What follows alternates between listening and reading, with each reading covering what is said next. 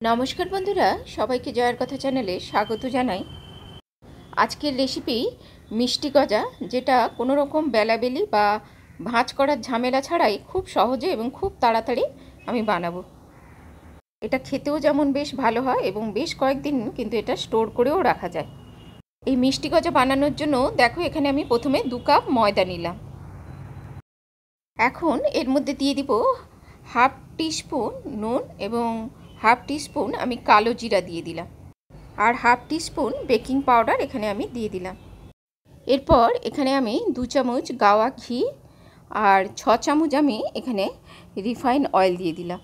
মানে 1 কাপ ময়দার জন্য এখানে 1 চামচ ঘি আর 3 চামচ রিফাইন অয়েল ব্যবহার করলাম। অর্থাৎ পরিমাণ কমাতে বা বাড়াতে হলে সেই হিসাবেই কমাতে বা বাড়াতে হবে। এখন সমস্ত উপকরণগুলো আগে খুব ভালোভাবে মিশিয়ে নেব। খুব ভালোভাবে মিশিয়ে নেওয়ার পরে দেখো, এটা এমন হবে ওই যেরকম মুঠো করলেই এটা মুঠো হয়ে যাবে, অর্থাৎ এখানে ময়ানটা কিন্তু অনেকটাই বেশি লাগে। এবারে এইভাবে খুব ভালোভাবে মিশিয়ে নিয়ে আমি এটাকে অল্প অল্প জল দিয়ে এটাকে মেখে নেব। খুব বেশি শক্তও করব না, খুব বেশি নরমও করব না। দেখো, যে কাপে আমি ময়দা নিয়েছিলাম সেই কাপেই জল নিয়ে এটাকে আমি মেখে নিচ্ছি। এখানে আমার মোটামুটি হাফ কাপের মতো জল লেগেছে। খুব ভালোভাবে ঠেসে এটাকে আমি মেখে নিয়েছি। ভালোভাবে মাখার পরপরই কিন্তু আমি নিমকি তৈরির প্রসেসে চলে যাব। দেখো, আমি কোনো রেস্টিং টাইম এখানে কিন্তু দিইনি।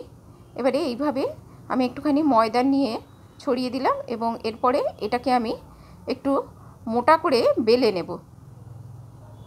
মোটামুটি 1 থেকে 1.5 ইঞ্চি মোটা করে বেলে নেব। তোমরা যেমন মোটা রাখতে চাও, মানে যতটা নিমকিটা একটু মোটা করতে চাও সেইভাবেই কিন্তু মোটা করে বেলে নিতে হবে। এখন এই ধারটা শেপ দিয়ে দিয়ে এটাকে আমি একটা চৌকো শেপ দেব, যাতে কাটার পরে চৌকো চৌকো করে গজাগুলো কাটা যায়। দেখো, মোটামুটি আমি একটা চৌকো শেপ দিয়ে নিয়েছি। এবারে উপরে একটু সামান্য ময়দা ছড়িয়ে আমি এটাকে কেটে নেব। নিজের মনের মতন সাইজেই এটাকে কেটে নিতে হবে, অর্থাৎ যতটা বড় বা ছোট রাখবো সেই হিসাবেই সাইজ করে কেটে নিতে হবে। তবে এখানে যেহেতু বেকিং পাউডার দেওয়া আছে, তাই ভাজার পরে ফুলে একটু সাইজে বড় হয়ে যাবে। দেখো, আমার কিন্তু কাটা হয়ে গেছে। এবারে এগুলোকে আমি উঠিয়ে নেব। দেখতে পাচ্ছ, কোনো রকম বেলাবেলি বা ভাঁজ করার ঝামেলা ছাড়াই আমি এই গজাগুলোর শেপ দিয়ে দিলাম। আর এই ধারের দিকের যে টুকরোগুলো, সেগুলোকে আমি একটুখানি হাত দিয়ে শেপ দিয়ে দেব। এইভাবে দেখো, এটাকে আমি একটা চৌকো শেপ দিয়ে দিলাম। এইভাবে ধারের টুকরোগুলোকেও এইভাবে আমি চৌকো করে নিলাম। তো দেখো, কত কম সময় আমি এই গজার টুকরোগুলো তৈরি করে নিলাম। এইভাবে খুব সহজে এবং খুব কম সময় এই গজাগুলো বানিয়ে বেশ কয়েকদিনের জন্য কিন্তু স্টোর করে রেখে দেওয়া যেতে পারে। এরপর দেখো, আমি একটা কড়াইতে বেশ কিছুটা তেল নিয়েছি। এগুলোকে ডুবো তেলে ভাজতে হবে। তেলটা ঠিকঠাক গরম হয়েছে কিনা দেখার জন্য আমি ছোট্ট একটা টুকরো ফেলে দিলাম।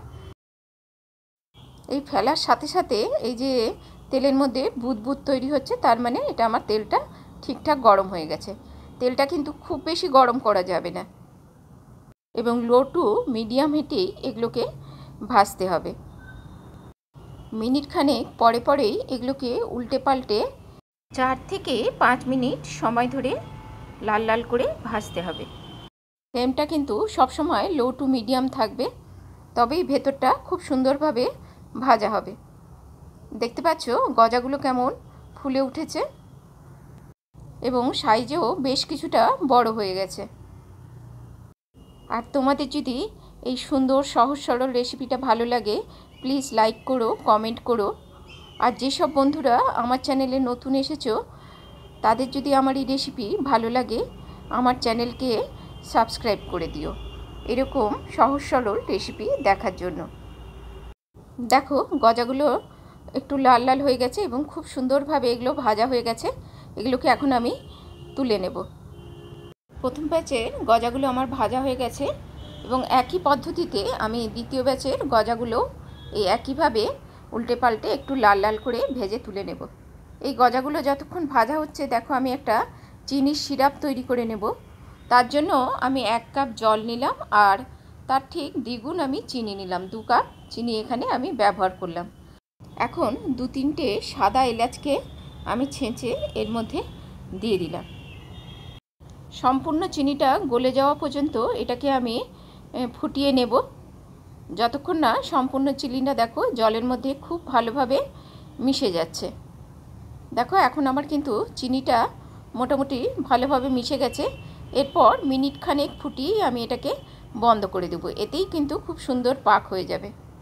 এদিকে দেখো আমার দ্বিতীয় ব্যাচের গজাগুলো ভাজা হয়ে গেছে, এগুলোকেও আমি তুলে নিলাম। গজাগুলো ভাজার পরে একটু ঠান্ডা হওয়ার পরেই কিন্তু আমি চিনির রসে ডোবাবো। খুব গরম অবস্থায় ডোবালে কিন্তু গজাগুলো একটু বেশি নরম হয়ে যাবে। এখানে চিনির রসটাও বেশ কিছুটা ঠান্ডা হয়ে গেছে এবং গজাগুলো মোটামুটি একটু ঠান্ডা হয়ে এসছে। এখন আমি এই চিনির রসে ভালোভাবে ডুবিয়ে 5 মিনিট এই গজাগুলোকে ভিজিয়ে রাখবো। গজাগুলো কিন্তু একটু এইভাবে বেশি করে রসের মধ্যেই ডুবাতে হবে, তবেই গজার ভেতরে কিন্তু রসটা ঢুকবে। এখন আমি এই গজাগুলোকে এই চিনির রসের মধ্যে 5 মিনিট ডুবিয়ে রাখবো।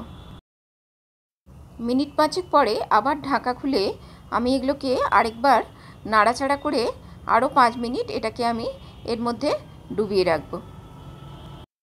অর্থাৎ গজাগুলোতে রস ঢুকতে প্রায় মিনিট 10 সময় লাগবে। মিনিট 10 পরে দেখো মোটামুটি গজাগুলো খুব ভালোভাবেই ভেতরে রস ঢুকে গেছে। এখন এগুলোকে আমি একটা প্লেটে তুলে নেব। দেখো কত তাড়াতাড়ি এবং কত সহজে এরকম রসযুক্ত মিষ্টি গজা আমার তৈরি হয়ে গেল। বেঁচে থাকা রসটা কোনো মিষ্টি, চাটনি বা পায়েসে ব্যবহার করে নেওয়া যেতে পারে। রস থেকে তুলে কিছুক্ষণ রেখে দিলেই দেখো উপরটা খুব সুন্দর শুকনো হয়ে যায় এবং ভেতরটাও খুব রসালো থাকে। দেখতেই পাচ্ছ কতটা নরম এবং ভেতরটা কতটা রসালো হয়েছে, কিন্তু বাইরটা কতটা মুচমুচে আছে। তোমরা চাইলে হোলির সময় এই গজাগুলো বানিয়ে রেখে দিতে পারো। আজ এই পর্যন্তই। সবাইকে আগাম দোলের শুভেচ্ছা জানাই। সবার জীবন যেন দোলের রঙের মতনই সুন্দর রঙিন হয়ে আনন্দে ভরে ওঠে। সবাই ভালো থেকো, সুস্থ থেকো।